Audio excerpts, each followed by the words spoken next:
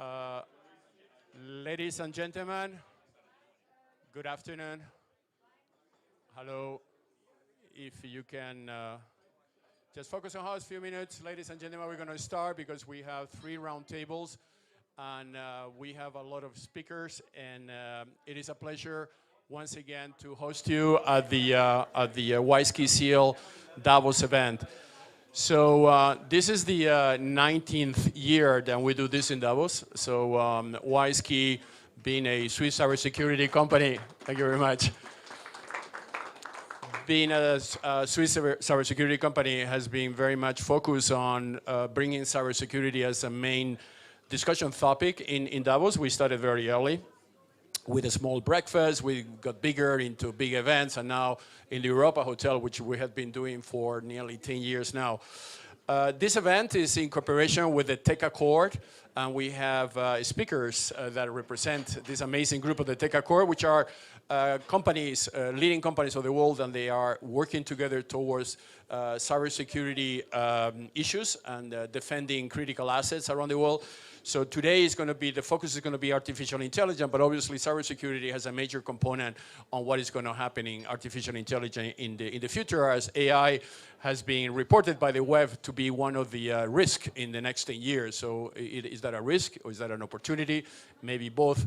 We're going to debate that today. So I will, the problem we have is that we have very short time and we have a lot of panelists. So we are requesting, and I really apologize for that, but I think it's great too because we have a diversity in the panel from different backgrounds and different industries, which makes very interesting. We also have 2 writers.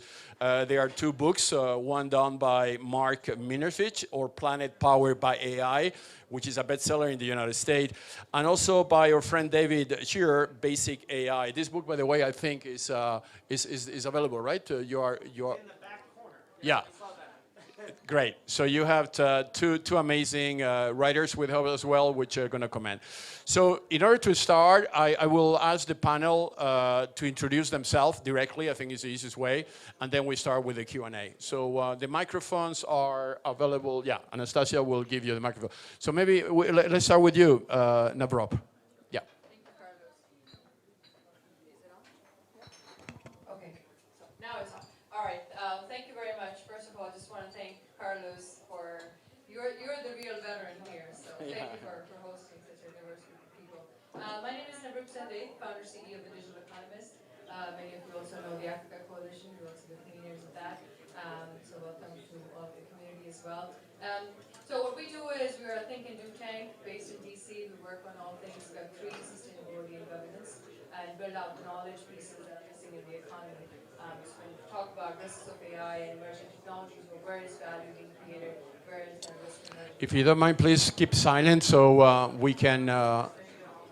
excuse me, if you don't mind to keep silent so the speakers can really speak. I hear a lot of noise, please. If you need to speak, maybe you go out or you go in the back, please. Thank you. Yeah, I'll pause here. Hand it over to you. Thank you very much. Pleasure to have you. Thanks, Carlos. Danil, Kerimi. I'm advising a number of organizations, but here I'm also very much honored to be as a board member of CLSQ. And I just want, for those of you who don't know, Carlos adds 1 speaker per year. So the rest of us are just sitting here the whole year waiting for a new person to arrive. Thank you very much, Carlos. It's a pleasure to be here, and thanks for all your leadership that you do in IoT, cyber around the world.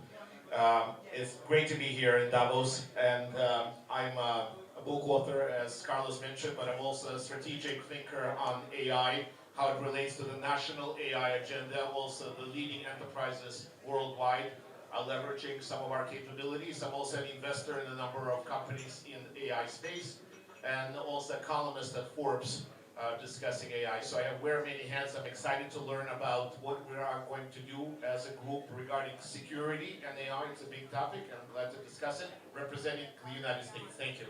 Thank you very much, Mark. Teresa. Hi, I'm Teresa Hutson. I work at Microsoft. I don't think I need to explain what that is. Especially now. I'm Hughes. I'm from DXC Technology. We provide solutions to protect our clients from all those threats out there. The ever-increasing vulnerability that we see through the complexity of the states means that we have to be really focused on making sure that we can reduce and respond, reduce the time it takes to respond and resolve very quickly. And AI offers us both opportunities and threats. Looking forward to talking more about that later on, Carlos. Thank you. Thank you very much, Mark. Hi, I'm Cristina Dolan, and I'm a cybersecurity executive, and I've been an executive of a number of different cybersecurity companies, in addition to an AI company before it was cool to be an AI company. Also an MIT alum, so we have some MIT connections here, but thank you so much for having me. Thank you. I'm David Schreier, a professor. Okay. This one's better, they say. Aha! I'm David Schreier, professor of practice at Imperial College London, where I lead the Trusted AI Alliance, which is a global initiative of over 3,000 AI researchers trying to help build responsible and trustworthy AI at the country and global scale. And I also run a venture studio that has 28 portfolio companies in AI and deep tech. Thank you very much. Hi, Carlos, and thanks for having me again. I'm Alyssa Starzak. I'm head of public policy at Cloudflare. If you don't know us, we run a big global network. We protect against a lot of threats and have a lot of data that AI is very helpful for. So looking forward to the conversation. Hi, everyone. My name is Hossein Rahnama. I'm professor of computer science at Toronto Metropolitan University and a visiting professor at MIT. I also spun off an AI company called Flybits, just to reach 25 million active users. So thanks for having me. Thank you very much. Congrats. Thanks, Carlos, for having me. Peter Selfridge. I have just one job, unlike everyone else here. Government and Public Affairs for SAP, the small German startup. Okay. Still. So first, we lead a China delegation here with 20 people. So most of them they are in Davos. And I have been in Davos for 5th times. And with Carlos, we are very familiar. And I'm the founder of a tech group, a pretty old blockchain company. We have 11 years experience in Web3 areas and 4 years experience in metaverse. And we are trying to combine AI with Web3 and metaverse. We've invented a new word called AWM. So this is a super metaverse because it is created by super intelligence. Yeah, that's all. Thank you. Thank you very much. So maybe before we start the debate, and as this roundtable is co-hosted by the Tech Accord, maybe Mark, do you want to explain what the Tech Accord is and give the audience some idea? So the Tech Accord is a group of mainly Fortune 500 businesses who come together to look at, in the cyber context of recent cyber events and initiatives, to really come together to share information and to really help formulate and shape policy with policymakers around the world. So many different initiatives. We pick 3 or 4 themes every year that we really focus on. AI and the use of AI with cyber is clearly one of them, and how we can really take benefit from and also protect against where threat actors are now making use of AI. But there's a number of other initiatives. We've got one at the moment running where we're looking very closely at how we're going to deal better, more effectively with the law enforcement globally in terms of apprehending cyber criminals. So it's a fantastic group to be part of, not least of which it gives me the opportunity from DXC with our other members to be able to share information very rapidly against emerging threats, which is extremely useful. Thank you very much. WiseKey is a proud member of the Tech Accord for many years, so we have been following the development worldwide. I just set up some questions, but we would like also obviously to be free to add whatever we want. But I'm going to start on the AI safety and ethics, as this is a very big subject here in Davos. Actually, you just need to walk around the street, and people that have been in Davos for many years will realize that before a few years ago we have e-commerce, everybody was on e-commerce, then everybody was on NFTs, and everybody was on crypto, and this year everybody's on AI. So it is amazing how Davos adapts to the technology evolution on the 4th Industrial Revolution. I was in the UN for many years. I was the Chief Security Officer of the UN, and obviously before we called that AI, we knew that this was reaching a point where ethics and the way we're going to treat AI is going to be a concern. It's both a risk as an assessment of the web, but it's also a big opportunity. So maybe Teresa, Microsoft, you are a major player on AI. What is your vision on that, on ethics and well, I think it's you have to build it in. You need to think. Well, you need to think about. Excuse me, gentlemen. Again, if you don't mind, not to speak inside the room. Carlos, please, if you don't mind to coordinate there. Yeah, please. Thank you very much. I wish I could Sorry, do Teresa. That. You can do it. Yeah, it's okay. So as we're thinking about, I think any technology, it can be used my boss wrote a book called Tools and Weapons, and I think that actually really does frame how we think about building technology. You have to really think about how you operationalize building in those checkpoints to say, are you, thinking through the impact on people?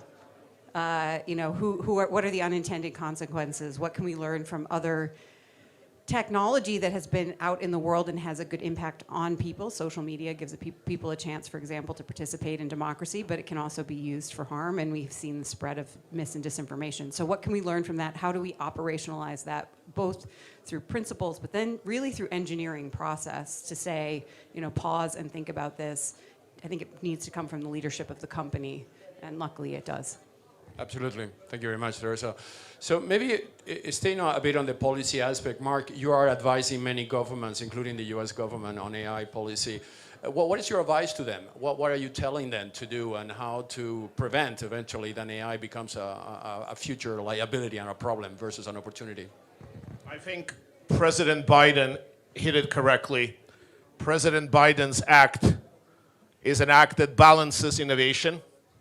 It balances the view that you need talent more than ever, globally and in the United States. At the same time, you need to put heavy guardrails on issues related to our national security, the issues related to our identity, to data leaks. And I think it is very important that you balance everything. You don't take a very heavy regulations view because you're going to stifle competition and you're going to stifle innovation. What we see in Europe is innovation, especially in AI, maybe uncomfortable for others to hear, but it has been depressed because heavy regulations. You have to know that the most important thing, I think, as my colleague mentioned from Microsoft, it's about values. It's about values that you put in AI models and systems. And if you develop it correctly the first time around, you structure it, you organize it correctly, you will have systems which will follow certain human-centric approach. And now we're not only in a human-centric approach, Carlos, we're in so-called planetary approach. This is what UNESCO calls, and this is why my book is about, because we have billions of IoT devices. We are using AI to solve the most complex challenges in the world, from healthcare to safety, to issues related to our climate. And we have to make sure that we put proper values and education, and we have diversified teams. This is what I'm saying, not only in US, but across the world. Diversification, value creation, and balancing. Never stop innovation process, but we got to do it correctly. Thank you very much. Fully agree. Maybe if we stay on the government and AI use, Peter, SAP, what is, I mean, you are as a private company versus being a United Nations organization or another. What is your approach when you talk to governments about the use AI? It is being a European company an asset or not? What is the trust companies require in order to be able to provide AI solutions to government? Maybe some of your insights on that, please. Yeah, going back to GDPR, we turned that into an asset because being a European company, we were on the front lines as that was being developed. I know many of the companies here probably lobbied along with us to make that a little bit more favorable to business. But ultimately, being in Europe and having those regulations rolled out in Europe, we were ready. And so when the rest of the world started incorporating their own versions of GDPR, we were ready, our products were ready. We look at the AI Act in the same way. We actually applaud a lot of it, not all of it. Obviously, it's not finished. We haven't seen the text yet. But we think it will give some companies a leg up if the final version doesn't go too far in their two-tiered approach and overly prescriptive regulation on large foundation models. So I'm assuming a lot there, but if that goes in a similar direction as GDPR, we use it as an education tool. So sometimes being a European company amongst a sort of a heavy regulated market comes into our advantage. Thank you very much. Again, I want to repeat again, if you don't mind, especially in the back room, if you don't mind to do not speak, please, because we hear you and you're supposed to hear us another way around. So that would be great. Thank you very much. Let's just stay there a bit on geopolitics and AI. We have China as a representative on this roundtable, and China is investing heavily on AI. First of all, how do you see the global cooperation of AI from the Chinese perspective? Yeah. And what is China doing in order to make AI inclusive versus being AI separated from the rest of the world? Yeah, so I think it's, people also, usually we compare the AI with the nuclear. So we think the AI has a lot of potential and it's very dangerous, so we can compare it to nuclear weapons. So you know, between China and the US, we have a lot of talking about the nuclear weapons. And also I think about the AI too, because AI is far more potential and far more dangerous than the nuclear itself. So I think it's, on this side, this is the one topic, China and the US, we can sit down and talk together. And another thing is that China has to ensure its national safety. So we have to, you know, the NVIDIA, we cannot buy the high quality cars. So we have to buy Huawei. And we have to invent our own system, our own license, our own whole ecosystem for the AI. So I think for some kind of, it's good because it's a backup. You know, if we have something wrong in US, maybe China can be a backup. So, so this is something I can suggest. Also in China, we want to make the AI to be developed fast, but I think there will be several issues we should think about. How can we make the computing power, the computation to be democracy? So it cannot be concentrated to a few companies. This will be a huge problem. The second is about the data's democracy. How can we protect the people's privacy, data privacy? This is also very important for the China government and for the China industry. And the third one is about the big LLM and all kinds of the AI models. So we are creating a Web3 Hugging Face. So this will be provide the opportunity for more developers to develop their own project and use the distributed computation. This is very important. Thank you very much. Let's stay on the countries. We also have Africa, right, which is the continent that we expect to be one of the leading continents in the future. Navroop, what is your work in Africa on AI and how you are spreading the AI evangelization in Africa? Great question, Carlos. By the way, just a disclaimer: I have an Indian passport, but I do think Africa is the next, you know, superpower. Growth engine, if you may, after, you know, China and India, which is what the current engines are. In Africa, the work on AI is specifically talking about the cultural context, for example, of AI. That's a debate that's missing in the US. It's a debate that's missing in Europe. We talk about biases in gender, racial biases, so on and so forth. Actually, a lot of people don't know, but I think a lot of the models are being tagged by Kenyan nationals, and they actually don't have the ability to, or the operational capacity to build their own models. So how do we kind of, you know, have this kind of situation similar to where, like, the Indian engineers are building, you know, components and large parts of American companies. So I think we're sort of starting to see that play out with sort of the, you know, the African continent as well. But I think it's an opportunity to leapfrog, right? And China did that successfully for many technologies. I mean, years ahead of even US as well. And so the question is this finally the opportunity? And I just want to emphasize that it's not just AI, it's digital. It's broadly digital technologies that is providing the basis for all of this. But now you have, you can tap into the knowledge of the world with AI.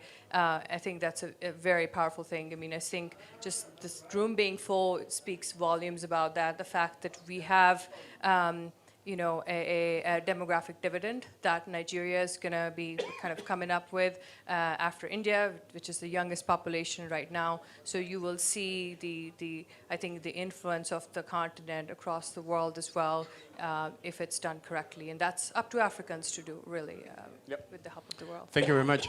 Maybe just continue there with Danil. Danil, you actually brought the WEF to China, right? When you used to work in the World Economic Area. Yeah, you help a lot, but I know that you help a lot in Dalian and Tianjin. So you have a lot of experience to enter into a new territory with technology. What is your views on entering into new territories with AI? What is the key things that you think need to happen in order Latin America or Africa or Middle East we get at the same time? Because otherwise we're going to create, I remember the digital divide, we can also create the AI divide, right? And we need to be careful about that. So what is your views on this? I would like to actually go back to the book that Teresa has mentioned, Tools and Weapons, and I'm sure that at least Brad's idea all come from Geneva, where he studied, which is where we are based. He was with us 2 years ago, actually. He was here. You know, divide is one, but let me tell you just a very small story, and then I'll be very quiet. If you stay here in Davos till Saturday, you must know that the security here is provided by the Swiss federal government. Yes. If you stay here till Saturday, you actually will see soldiers coming down from the mountains, and they will meet their girlfriends here in the local bars, and there will be iconic scenes like Times Square kisses and all that stuff.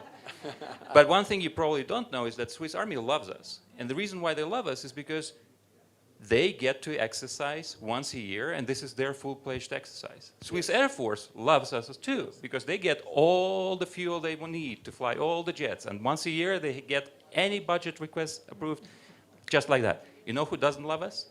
Swiss cyber forces. Yes. They don't need us to exercise. They are exercising every day. Yes. And for AI is a complete game changer for them. It's like they just went from bow and arrow to gunpowder. And what did gunpowder do to Latin America and Africa and others? Colonization, redefining of boundaries, new dynasties. This is the game-changing moment for all, and it's happening much faster than anything we have seen before. It's happening at the rate that is faster than the Moore's Law, and AI is disrupting not only the governments, but also the boardrooms, right? Cloud, it disrupted CFOs. Other technologies disrupted COOs. But AI will disrupt the CEO.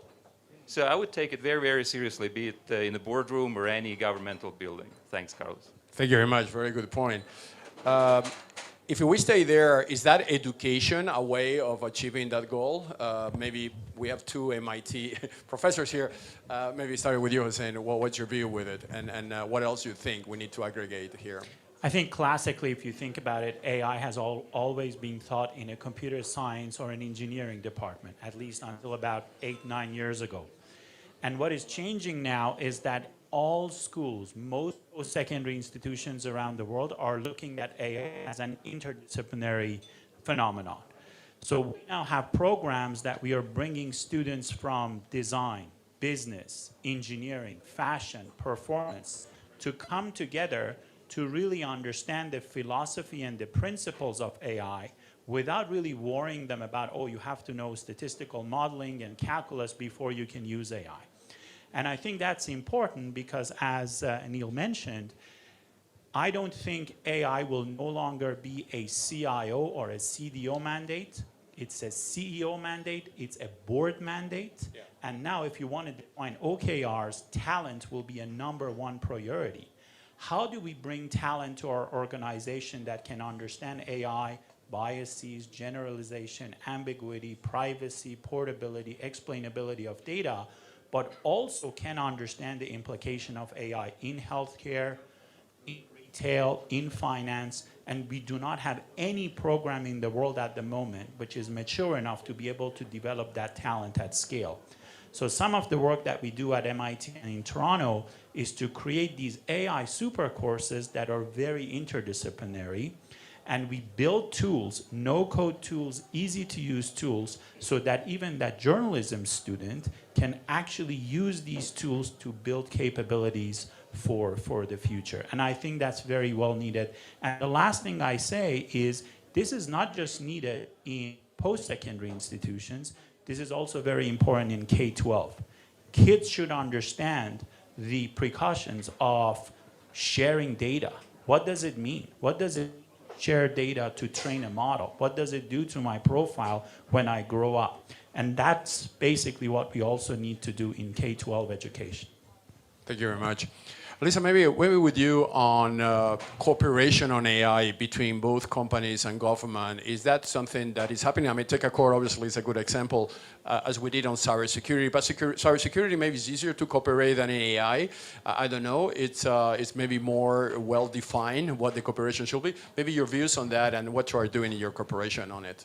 Sure. So, I think there's been a lot of collaboration around AI because I think a lot of companies recognize that these issues are interdisciplinary. They involve the industry, they involve government, they involve civil society. And so trying to figure out what to do and what the right parameters are is actually really important. I think that the Tech Accord, thinking about that on the cybersecurity side even, thinking about what goes into a model, how do you make sure that there's security both of the data going in, what happens inside the model, what the output is, all of those things are factors that have to be considered. So having conversations with governments about how to think about those, what is doable and what is not, what is sort of a rational act, I think is, rational sort of regulation look like.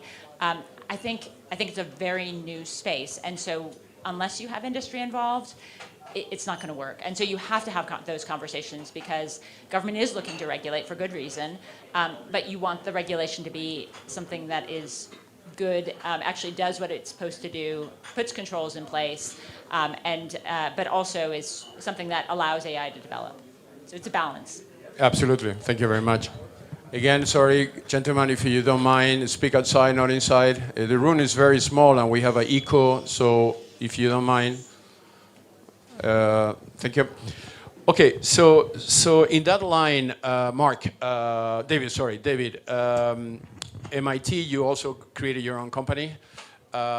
You have been involved in this for so many years. Maybe we can go a bit more into the technology itself on AI, because we talk about policy, we talk about ethics, but what is actually the technology? Maybe, and also for the purpose of the audience, because some people don't necessarily are familiar what is behind AI. Maybe you can give us some insights on that. Sure. So I'll talk about a few of the different technologies, and I encourage those of you who are trying to learn, you can pick up a copy of my book in the back corner. It's free. So we go through what the different technologies are. So expert systems have been around for a long time. Those are rules-based systems where you code in manually if then. If I ask, is it daytime, the computer will check the time and then say yes or no. Some of the more exciting technologies start to introduce probability. And the one that's got everyone's attention in the last 18 months are large language models and transformers. And what those are doing are what we can think of as next word prediction. So if you walk down the street and you see someone you know and you say hi to them, what do you think they're going to say back to you? Hi. You just did next word prediction. That's what ChatGPT is doing. They have a giant database. They've poured every document they could find into it. And then they're saying, all right, if you have a sentence that begins, the most important thing about AI is its ability to, then it tries to predict what's the next word. Okay? And that's all it's doing. It's building sentences, words, paragraphs, etc. It's not just one technology, it's actually several technologies. There are a number of different AI systems working in concert. It's almost like an orchestra in order for ChatGPT to be able to talk to you and help solve problems. What's powerful about it is that it turns out that a lot of the things that we do at work can be done by a system that's a glorified version of next word prediction. So I spent my summer working with Evercore ISI, the investment bank, and we kind of broke down 800 million jobs into tasks and activities, what people do every day in those jobs. And then we mapped it against 6 AI technologies. And what we found is that about a third of work can effectively be replaced by AI that exists today. Not things that'll land tomorrow or 5 or 10 years from now, but today. The most vulnerable professions are economists and software engineers. Sorry, Navroop, I know you're a digital economist.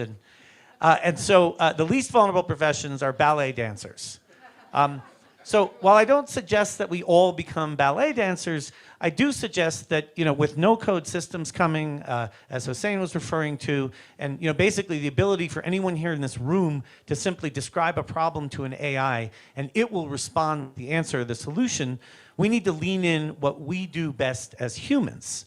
And then we can become better partners for those AIs. So creativity, critical thinking, emotional intelligence, teamwork, these are all things that AI do poorly.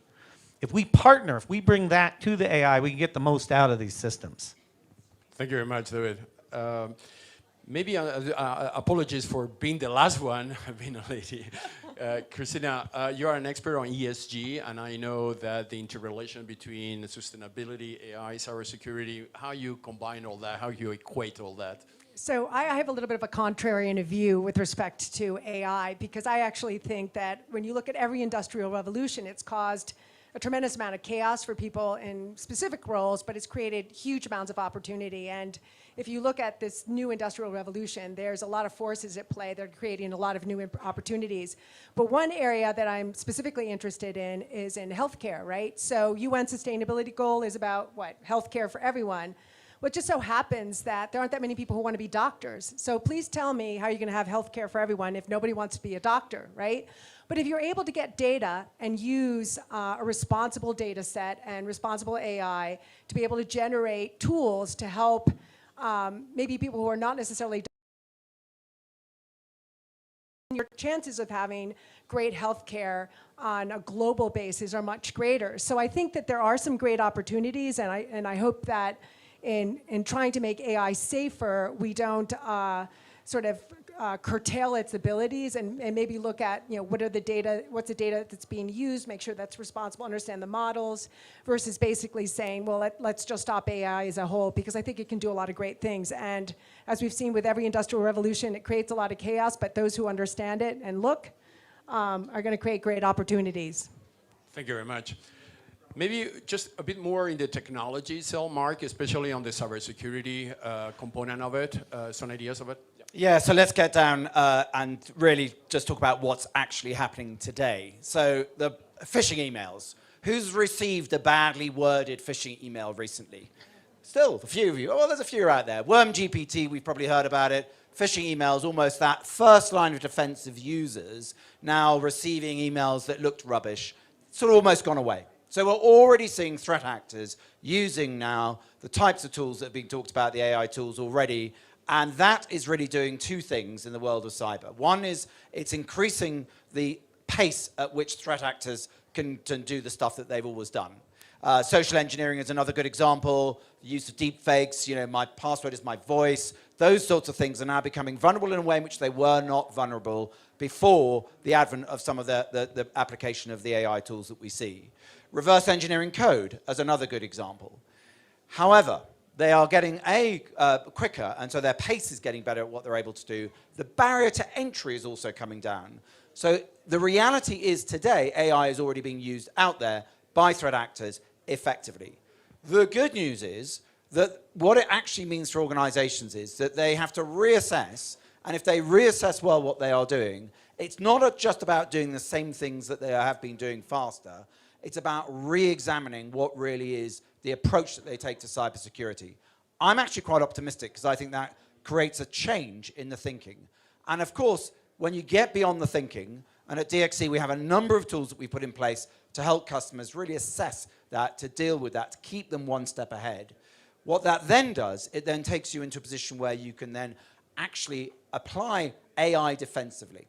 Because, of course, that advantage exists for us defensively as much as it exists for the attackers. So to give you an example, and I'll quote Teresa, we're using, we're one of 6 organizations using Microsoft Copilot for security. That is reducing some of our productivity times by about 80% plus. First line, second line, the traditional model of going around and doing security is now munging into one. So that distinction has disappeared almost overnight. So really exciting. The use of natural language questions, which we talked about before, means that you don't have to do complicated code strings to be able to identify and then get to that key point to be able to remediate quickly. So I think there's good and bad news, but overall I'm encouraged. But right down at the coalface, if you want, of what's actually going on, Carlos, AI is there, it's being used against us by threat actors, and it's causing us right now to have to change our thinking quite dramatically and implement AI tools defensively. Thank you very much. Maybe we can move a bit on the protection of the individual. As you know, WiseKey for 25 years, this is actually our 25th anniversary. When I was in the UN, and after being in the UN, my focus has been protecting individuals by providing digital identities that they control themselves. This is becoming, in some countries, major projects. Also, the United Nations is moving into that, to the point that digital identity might become a human right in the future, because everything is going to be around your digital identity, including what are you willing or not to share with AI algorithm. But what are other fundamental rights, Teresa, that you think we need to aggregate to all this? Well, I mean, what are the other fundamental rights we need to aggregate in thinking about AI development? Well, all of them. So, I think it starts actually with connectivity, which is kind of where you were saying, this isn't just an AI divide, it's a digital divide. We need to, and this is digital, so we need to start thinking about who is even connected, because then, one, they can't take advantage of it, but the models aren't taking them into account as they're deciding what the next word is in the example earlier. But also, as we're building, there can be really, really, really amazing use cases for these technologies. Voice is a really interesting one. We can use custom neural voice so that people who have ALS can keep their voices once they've lost them to disease. But there are lots and lots of bad uses of somebody with voice. And so I think this is a place, again, where it comes back to what you said about values. The company who builds the technology needs to build it in a values-based way, and to have that values-based work aware of the fact that technology can be used for harm. So another very common example is facial recognition technology being used against minority populations in policing. The extent to which we use AI for predictive decision making, I think, is probably not wise without humans in the loop or intervening.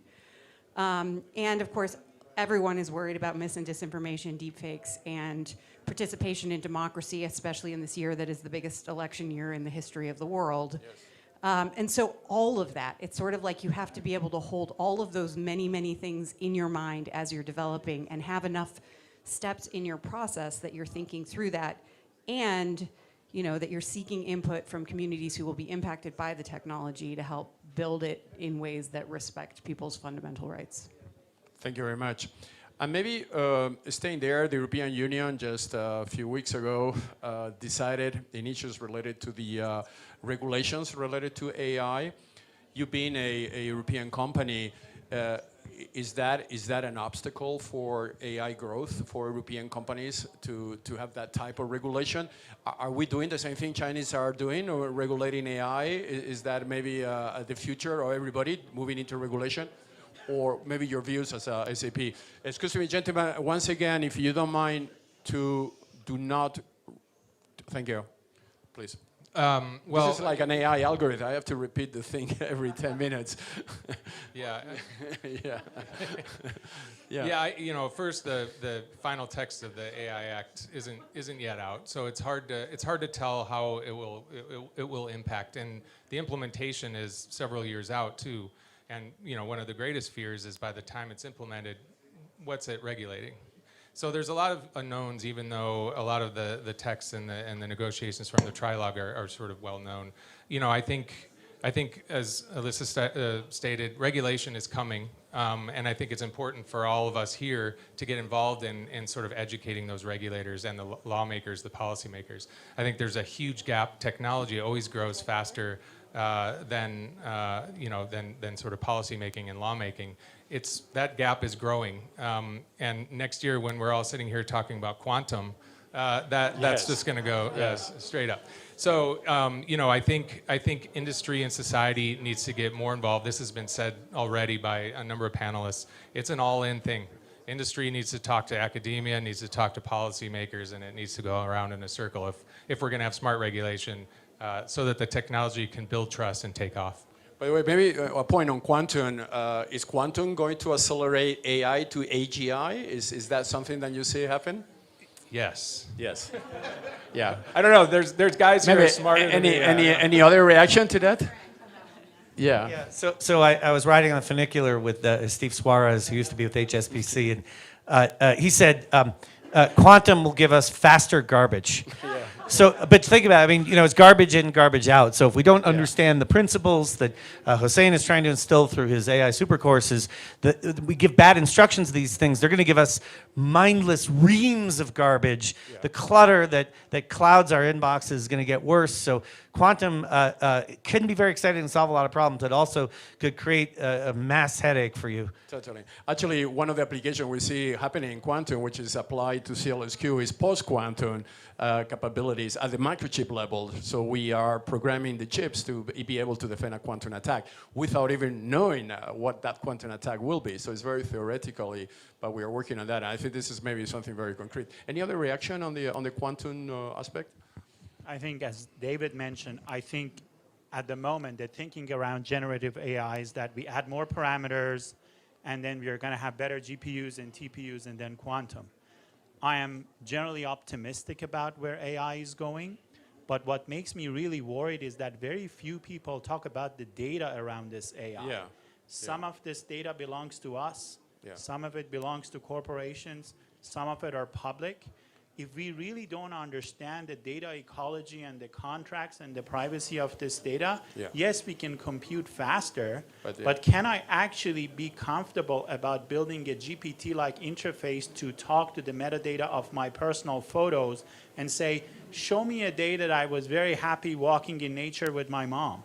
AI can do that from a technology point of view. How many of you trust foundational closed models with that data? Very few of you. You should not trust that.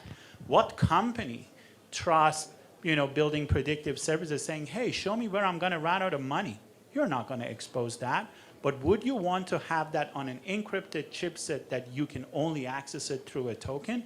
That is where truly quantum and that will come together to show the next generation of AI. Very good. And maybe back to China is the fact that maybe I'm wrong. The accessibility of data is easier in China will accelerate AI from your point of view towards other countries, or you will have the same problems that we have. I think China we have some different culture from the Western world. Sure. So we respect the elders. We respect the authorities. So we put some, the how to say that? So it's some kind of the filter for the data coming and data comes out. So this is what China we mostly focus on. We do not want AI to speak anything which will make a government unhappy. So this is the China, I think it's special for China. And another thing is that in China, we also share the same problem for rest of the world. So like we have invented clone technology. We can clone real human, not before. But no country allow you to clone the real human. So I think it's something we can share with all the world. So there is should be some forbidden area for AI not to touch. So I'm very curious why the military AI usage will be permitted by OpenAI. For such a company, why it should support the military usage? This is the same to the nuclear war, Yes. So if the AI says, China's government says, okay, then we start to develop military AI. So you will see what will happen. So I think for all the people in Davos, we should make a red line for AI. Yeah. Some area, do not touch it. Just like clone real human. That's my point. That's a very good advice, especially coming from China. I think this is something that everybody should pay attention to it. But how you do it? Is that a proliferation treaty like we have in nuclear weapons is the way to do it? How you do it? China, we have a lot of government officials. Yeah. They will do in a lot of details. So they make a lot of regulations and we have real resources to execute it. Yeah. So if you want to do commercial AI in China, you need to get a license. That commercial license is without that you are illegal. You cannot provide that. Okay. But maybe this will have some problem for the China's AI development. But I think it's in specific area like medicine. You don't want an illegal doctor to serve you. You know that. Maybe we can discuss on the technical point of view this comment of AGI. Are we really on a AGI, or this is a bluff? Any comments for any of you on AGI, artificial general intelligence, when one AI can create another AI? Anyone to take it? Yeah, Mark, maybe we can have different opinions on that. A couple of comments before I answer the AGI. I think in 2024, which we're in, doesn't this microphone needs AGI. So we are experiencing now the age of algorithmic economy, and we're experiencing in 2024 active use of artificial intelligence agents in every part of our work and every part of our life. Some of them are sophisticated, some of them are predictive in terms of amount of data that they have gathered, but in this type of economy globally, and also, by the way, we're in a very fragmented world. You could see huge cultivation of countries around the world that are gathering in terms of this BRICS momentum. You know, it's been discussed here as well. So with this in mind, there's a whole new approach saying, okay, can we leverage some of the sophisticated cognitive agents that are being used in everyday life, for example, travel experiences, hospitals, dealing with cancer patients? Can we develop some sort of an AGI? I think personally we're years away, and generative AI is not AGI. It is not AGI. Many people mentioned, okay, it's predictive, it's predicting the next word, the next sentence, but it doesn't have reasoning and it doesn't have logic. You need to combine deep neural networks and generative AI to be able to do this. So I think we're not there yet, but we're in the age of absolutely impressive cognitive agents this time. It's beyond Alexa. It's beyond Siri.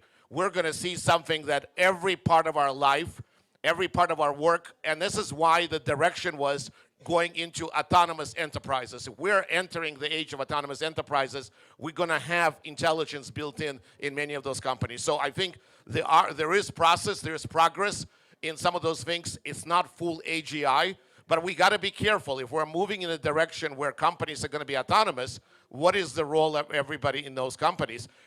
So it's an interesting world right now, world moving into this whole age of cognitive agents, and we just have to be mindful that we have some way to protect ourselves, because every part of our life and aspect is being basically implemented by those cognitive agents. Thank you very much, Mark. Any other comments on that?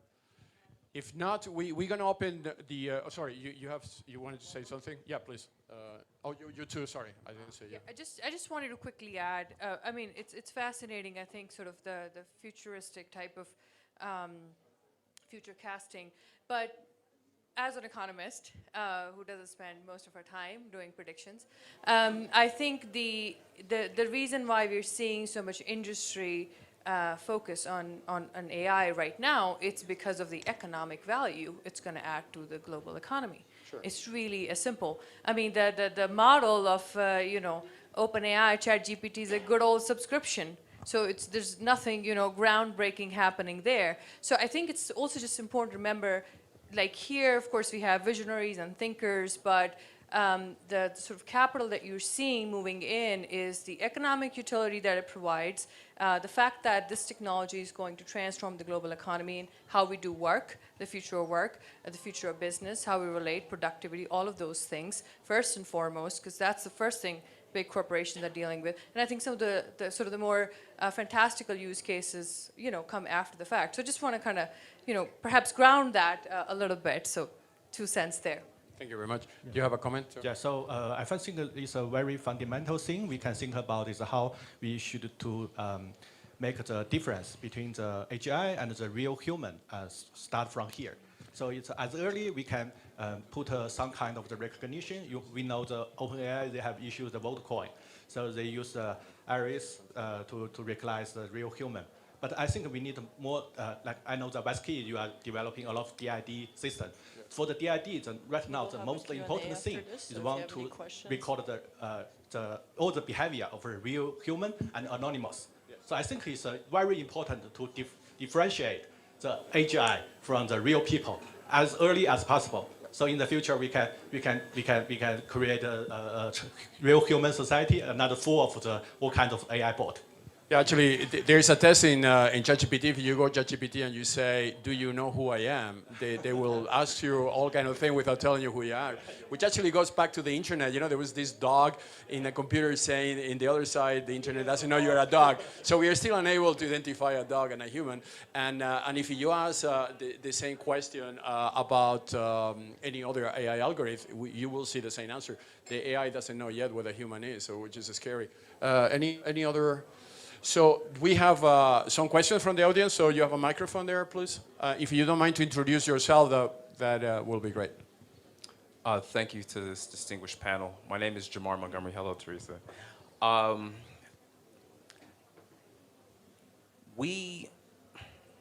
AI weapons are already here. Let's be honest. We have already been utilizing algorithms for our weapon systems, and to think that AI is not being utilized in warfare does us all a disservice. So if we're going to have AI being utilized for good, my question is to industry, it has to start with children. If we are not educating our children on AI, then the most usage that we're going to get from AI is through warfare. Why does OpenAI have partnerships with the United States government? Because the United States government and the United States military has the largest budget. Profit-making enterprises. So my question to industry is, how are you going to make sure that our children are properly educated so that they can be the new creators of AI and the new tools that we're going to use for society? Can't go off TikTok for all the children. It's as simple as that. They are just there, you know. So I think it actually goes back to this multidisciplinary approach in some ways, which is we actually need the humanities in the development of the technology to keep, you know, ethics front and center, history, literature, philosophy, maybe religion, I don't know. But I think we need to, I think there's a real value in bringing humanities into the development of technology, and we actually kind of do educate our kids on that. I have 15 and 17-year-old daughters, so we spend a lot of time talking about that. I do think we need to think about, you know, computer science or whatever the next version of technology education for sure.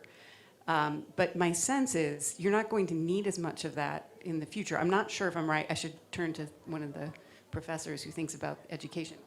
No, I'm not a professor. I'll give it to the real experts, but I'll just say real quick, I think it goes back to an all-in approach and a little bit of what you said and probably what he's going to say. But, you know, keep in mind, we have and I'm sure every corporate here has the same thing. We have a CSR program. We have education programs. Even at our highest scale, we educate maybe 1 million people worldwide over a year or 2-year period, something like that. There are something like 5 billion children in the world.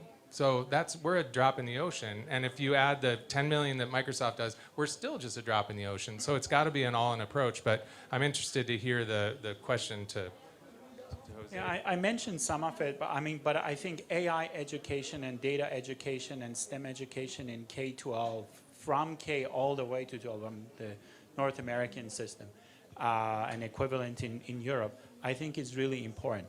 I think the physics of data and AI is as such that it will completely gray out disciplines and how we know industries. If you look at industries, you have the finance sector, you have the insurance sector, you have the healthcare sector. Data is as such that all of these are going to come together. Do not be surprised if in 5 years you're going to see an athletic wear company that is also in the insurance space, because they can give you dynamic policies. Now, if you think about a university or a school structure, architecturally they are terrible. They are full of walls. They're like, oh, you want to be in humanities? You want to take a math course? You want to take a music course? You go to that room and you go to that room. I think if we want to bring that education to kids, this is what it means to your data, this is how you should share data, this is how trains are being modeled. An example of that is a project that came out of MIT called Scratch, that kids are now very interested to learn coding without really thinking about how compilers work or how, you know, JVMs work. we should do the same thing for AI, but we should not just think about the curriculum, we should think about architecture, we should think about productivity, interconnection of students to the workforce from kindergarten all the way to post-secondary education. And that may address some of the correct observations that you shared with us. Sorry. I do want to add to it because I think that brings up the point on the other side too. I think there's a reality of what the next generation will look like. I think AI will get incorporated into their education from the beginning, and they'll have to learn how to deal with it in a lot of different ways. So I think practically making sure that we have education systems that know that they can't ignore AI, they can't ban AI, they actually have to figure out how they make sure kids know how to work with it in a lot of different disciplines. That's the other side of that same equation. So it's not just making sure that they learn some of the underlying technology, but that they understand what it then means for whatever discipline they might be in, what they can do with it, what they can't. And you can give really practical examples, right? Somebody going into the workforce for the first time tries to write an email through ChatGPT and doesn't look at it, might lose their job when they write an email that isn't actually what is appropriate, right? So trying to make sure that's a component of education on both sides of that, I think, is important. I'm just going to say very quickly, let's not forget, David said it, it's the data itself in the models that is, no one really talks about it that much. Is there an application perhaps for blockchain to actually be much more about a real use case of blockchain about actually looking at the veracity of data, and do we know what's in those models and how can we track it and create that almost, maybe that is a ready-made use case for blockchain that we haven't really thought about yet. I think we've got to think a lot more about the data and how we manage the data. As David said, rubbish in, rubbish out. We've seen that for many years. And the bias as well in that we've talked a bit about today. Let's not forget machine learning. There's been bias around for years. Think about mortgage applications and stuff.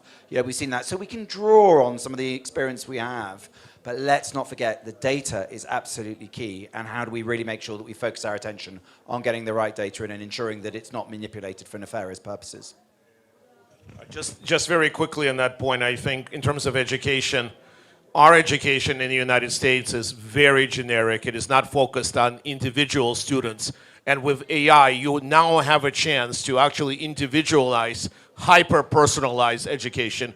So I think we need to focus education on individuals, individual lessons, not generic. Pretty much most of the, at least K to 12th grade, generic education, it doesn't do people any good. They're not going to be competitive in this digital AI age. We have to hyper-personalize to every student to understand their vulnerabilities, their abilities, their capabilities, and this is our future. If we do this, we have great success with AI, and capabilities are only going to grow over the years. Thank you very much. And I think maybe our kids or future generation will don't even call it AI anymore because we'll be totally integrated in everything they do. So I would like to, before we close this panel, by the way, I would like to thank the panelists. Amazing discussion. We could stay here for hours. We have two other panels that will start in a few minutes. We have a token of appreciation before you leave, which is going to be introduced to you by David Fergusson. David. Great. Thank you, Carlos. I've enjoyed the opportunity this week to host several sessions with CNBC on what subject do you think most likely? AI, exactly. And there was a common thread running through all of those conversations. Of course, we talked about education, reskilling, upskilling. We talked about the future of work. We certainly talked a tremendous amount about the applications across all industry sectors. We had a fascinating dialogue earlier this morning on the applications for climate change and sustainability management. But the common thread for me throughout all of that, and which was certainly reinforced here, is the power of collaboration and the need for collaboration. The ease with which we do it, I think, is still to be defined. But most importantly, this is what I'm hearing from all of you.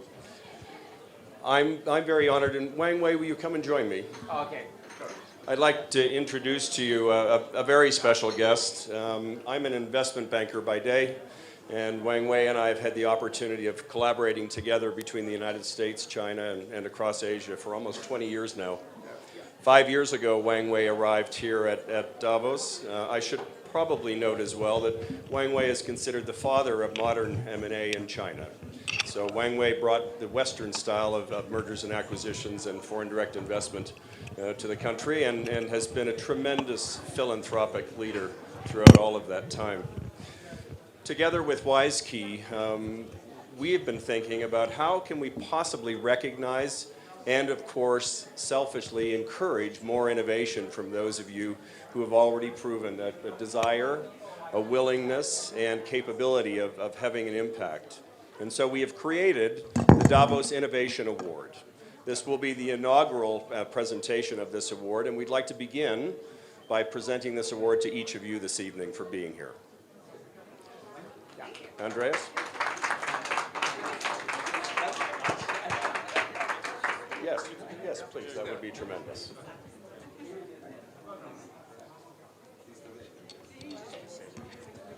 I just few seconds. You can find the medal on the back with some Chinese characters. So you can interpret it in any way you feel good.